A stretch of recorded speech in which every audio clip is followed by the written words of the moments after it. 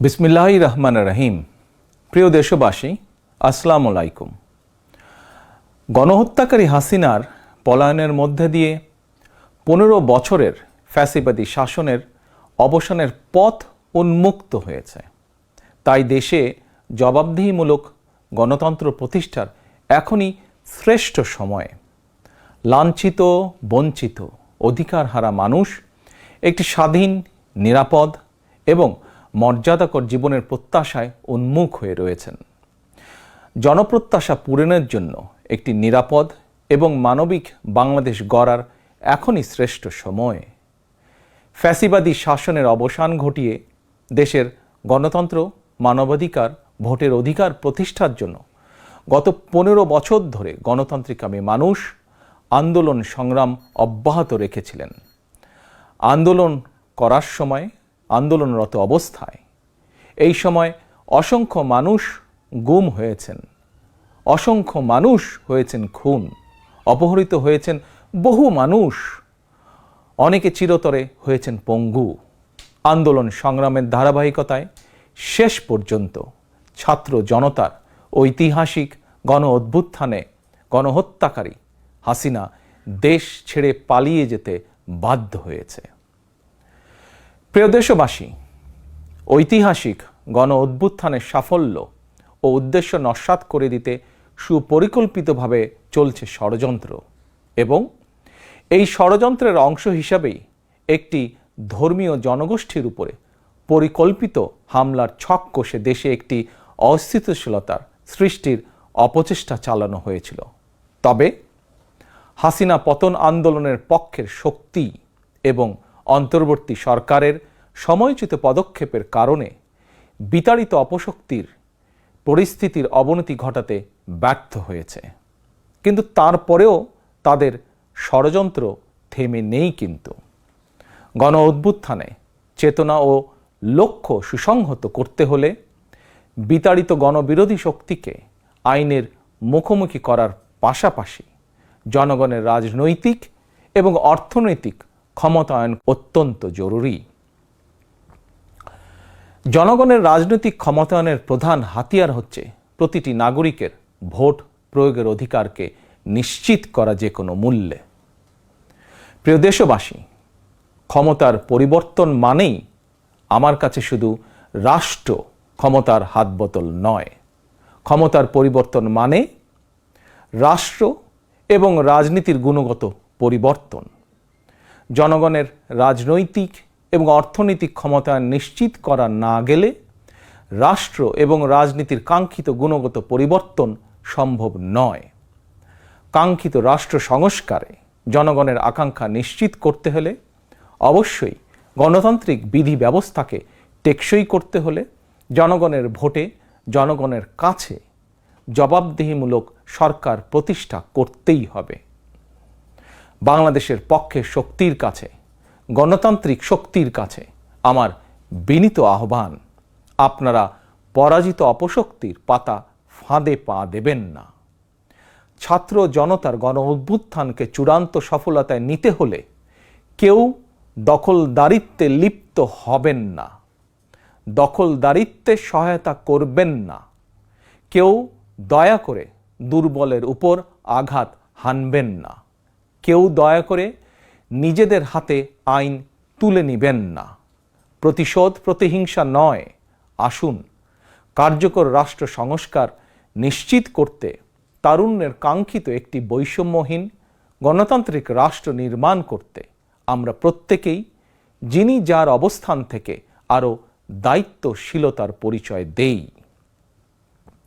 প্রিয় দেশবাসী, ভাই ও বোনেরা, ছাত্র জনতার গণ অভ্যুত্থানে বিশ্ববিদ্যালয়ের ছাত্র শহীদ আবু সাইদ, মাহফুজুর রহমান মুগ্ধ, কলেজ ছাত্র ওয়াসিম আকরাম, মাদ্রাসা ছাত্র আবদুল্লাহ আল মামুন, স্কুল ছাত্র রিফাত হোসেন, 60 বছর বয়সী একজন মা মায়া ইসলাম, 6 বছর বয়সী শিশু রিয়া গোপ, কিশোরী ছাত্রী নাইমা সুলতানা, কুমিল্লার আইনজীবী আবুল কালাম, চুয়াডাঙ্গার রাজমিস্ত্রি উজ্জ্বল হোসেন, নোয়াখালীর দোকান কর্মচারী আসিফ, বরগুনার ওষুধ কোম্পানির সেলসম্যান আল আমিনের মতন বিভিন্ন শ্রেণী পেশার হাজারো মানুষ শহীদ হয়েছেন। অসংখ্য মানুষ দেশের বিভিন্ন হাসপাতালে চিকিৎসাধীন রয়েছেন। পাবনার গাড়ি চালক আরাফাত হোসেন, মিরপুরে গুলিবিদ্ধ 22 বছর বয়সী মুস্তাকিম, দোকান কর্মচারী আতিকুল, অষ্টম শ্রেণীর শিক্ষার্থী তামিমের মতন অনেকের, বহু মানুষের হাত কিংবা পা কেটে ফেলতে হয়েছে। শত শত মানুষ দৃষ্টিশক্তি হারিয়ে ফেলেছেন, অন্ধ হয়ে গিয়েছেন চিরতরে, পঙ্গু হয়েছেন শত শত মানুষ চিরতরে। অসংখ্য প্রাণের বিনিময়ে 5ই আগস্ট অর্জিত স্বাধীনতায় গণতান্ত্রিকামী মানুষ আরও একবার স্বাধীনতার স্বাদ উপভোগ করলেও হাসিনা পতন আন্দোলনে যেসব পরিবার তাদের সন্তান স্বজনকে হারিয়েছেন কিংবা আহতদের চিকিৎসা করাতে গিয়ে যেসব পরিবারে অসহনীয় দুর্দশা নেমে এসেছে, সেসব বীর সন্তানদের ঘরে মুক্তির স্বাদের সেই ছোঁয়া এখনো লাগেনি। প্রিয় দেশবাসী, গণ অভ্যুত্থানে যারা হতাহত হয়েছেন তাদের তালিকা তৈরি করে প্রয়োজনীয় সহায়তার লক্ষ্যে অন্তর্বর্তীকালীন সরকার ইতিমধ্যেই নানা উদ্যোগ গ্রহণ করেছেন। এটি অবশ্যই একটি ইতিবাচক পদক্ষেপ। তবে গণ অভ্যুত্থানে যারা হতাহত হয়েছেন তাদের পরিবারের সদস্যদেরকে রাষ্ট্রীয় আয়োজনে সম্বর্ধনা দেওয়া হলে, রাষ্ট্রীয়ভাবে সম্মান জানালে কিছু সময়ের জন্য হলেও হতাহতদের পরিবারগুলো হয়তো একটু মানসিক সান্ত্বনা পাবেন। এ ধরনের উদ্যোগ গণ অভ্যুত্থানে চেতনাকে আরও শানিত করবে বলে আমার বিশ্বাস। একই সঙ্গে প্রতি বছর 5ই আগস্টকে রাষ্ট্রীয় উদ্যোগে জাতীয় জীবনে একটি বিশেষ দিবস হিসাবে পালন করার বিষয়টিও বিবেচনা করা দরকার বলে সমাজের বিভিন্ন শ্রেণী পেশার মানুষ বিশ্বাস করেন। আমি এ প্রসঙ্গে আরও একটি বিষয় সরকারের দৃষ্টি আকর্ষণ করতে চাই। 2018 সালেও সারা দেশে কোটা সংস্কার আন্দোলন হয়েছিল। সেই সময়েও আন্দোলনকারীরা রাষ্ট্রীয় প্রতারণার শিকার হয়েছিলেন। গণহত্যাকারী হাসিনা আন্দোলনকারীদেরকে সেই সময়েও নির্মমভাবে দমন করতে চেয়েছিল, দমন করেছিল। এমনকি খুনি হাসিনা সেই সময়ে আহতদেরকে চিকিৎসার সুযোগ পর্যন্ত দেয়নি। সুতরাং দেরিতে হলেও 2018 সালের হতাহত কোটা সংস্কার আন্দোলনকারীদের বর্তমানে রাষ্ট্র কিভাবে সহায়তা করতে পারে সেটিও বিবেচনায় নেওয়া দরকার বলে আমি মনে করি। আমি বিশ্বাস করি তারুণ্যের শক্তি, তারুণ্যের আকাঙ্ক্ষাকে উপেক্ষা করে কখনোই একটি রাষ্ট্র ও সরকার অভীষ্ট লক্ষ্যে পৌঁছতে পারে না। প্রিয় দেশবাসী, এবার আমি বিশেষ করে প্রিন্ট এবং ইলেকট্রনিক মিডিয়ার সংশ্লিষ্টদের দৃষ্টি আকর্ষণ করে দুটি কথা বলতে চাই। গণহত্যাকারী হাসিনা সারা দেশের সংবাদপত্রের স্বাধীনতা কেড়ে নিয়েছিল। সংবাদপত্রের স্বাধীনতা হরণকারী হাসিনা পালিয়েছে জনগণের অভ্যুত্থানে। জনগণের প্রত্যাশা, আপনারা আপনাদের যার যার সংবাদপত্রে নির্ভয়ে এই শব্দটি লিখবেন, হাসিনা পালিয়েছে। হাসিনা পালিয়েছে শব্দটির পরিবর্তে কোনো গণমাধ্যম যদি ভিন্ন শব্দ প্রয়োগের অপকৌশল নেন, সেটি জনগণের কাছে আপনাদের বিবেকের স্বাধীনতাকেই প্রশ্নবিদ্ধ করবে। আপনাদের প্রতি আমার বিনীত আহ্বান, গত 15 বছরে যেই সকল পরিবারের মানুষগুলো গুম, খুন, অপহরণের শিকার হয়েছেন, ছাত্র জনতার বিপ্লবে হাজারো মানুষ যারা শহীদ হয়েছেন, আহত হয়েছেন, তাদের এবং তাদের পরিবারের দুঃখ দুর্দশার কথাগুলো আপনারা আপনাদের সংবাদ মাধ্যমে তুলে ধরবেন। সাগররুনি হত্যা মামলার তদন্ত এক যুগেও কেন শেষ হলো না, সেই প্রশ্ন আপনারা আপনাদের মাধ্যমে তুলে ধরবেন। জনগণ আপনাদের কাছ থেকে আয়নাঘর নিয়ে অনুসন্ধানী রিপোর্ট দেখতে চায়। হাসিনা দেশটাকে লুটেরার রাষ্ট্রে পরিণত করেছিল। জনগণ দুর্নীতির সেই সব চিত্র প্রতিদিন আপনাদের সংবাদপত্রে, গণমাধ্যমগুলোতে দেখতে চায়। গণহত্যাকারী খুনি হাসিনা প্রতিবার কিভাবে জনগণের ভোটকে ডাকাতি করে নিয়ে গিয়েছিল, গণমাধ্যমে প্রতিদিন সেই সব চিত্র তুলে ধরে বিশেষ অনুষ্ঠান প্রচারের আহ্বান জানাই আপনাদেরকে।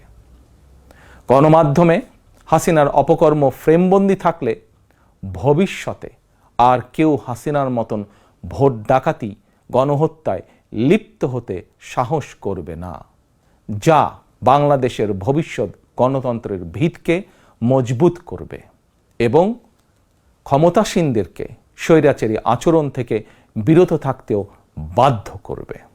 এবার আমি সারা দেশে বিএনপি এবং এর অঙ্গ ও সহযোগী সংগঠনের সর্বস্তরের নেতা, কর্মী, সমর্থক, শুভাকাঙ্ক্ষীদের প্রতি আহ্বান জানিয়ে বলতে চাই, রাষ্ট্র সংস্কারের পথ ধরে অন্তর্বর্তীকালীন সরকার যথাসময়ে জাতীয় নির্বাচনের তারিখ ঘোষণা করবে। সেই নির্বাচনে জনগণের রায় পেতে জনগণের মন জয় করুন। জনগণের বিশ্বাস, আস্থা এবং ভালোবাসা অর্জন করুন।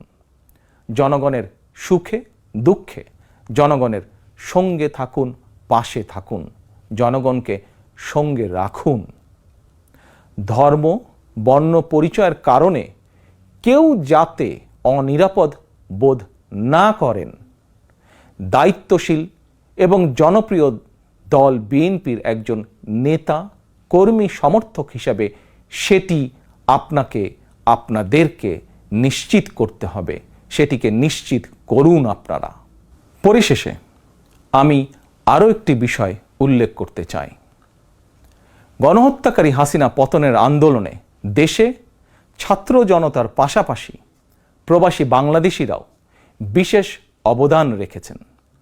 দেশে যখন মত প্রকাশের স্বাধীনতা রুদ্ধ করে দেওয়া হয়েছিল, প্রবাসীদের মধ্যে একদল সাহসী মুখ প্রবাস থেকেই জনগণের সামনে হাসিনার দুঃশাসনের ইতিবৃত্ত তুলে ধরে গণ আন্দোলনে সামিল থেকেছেন।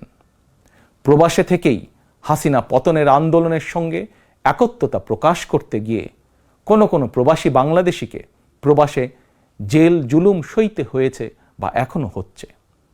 প্রবাসীদের অবদানকে কৃতজ্ঞতার সঙ্গে স্মরণ করে আমার আহ্বান, ছাত্র জনতার কাঙ্ক্ষিত একটি বৈষম্যহীন গণতান্ত্রিক বাংলাদেশ নির্মাণে অতীতের মতন ভবিষ্যতেও সংশ্লিষ্ট দেশের আইন মেনে সাধ্য মতন আপনারা আপনাদের যার যার অবস্থান থেকে ভূমিকা অব্যাহত রাখবেন। দেশে প্রবাসে সকলকে ধন্যবাদ জানিয়ে আমার বক্তব্য শেষ করছি। আল্লাহ হাফেজ। বাংলাদেশ জিন্দাবাদ। বাংলাদেশ জাতীয়তাবাদী দল জিন্দাবাদ।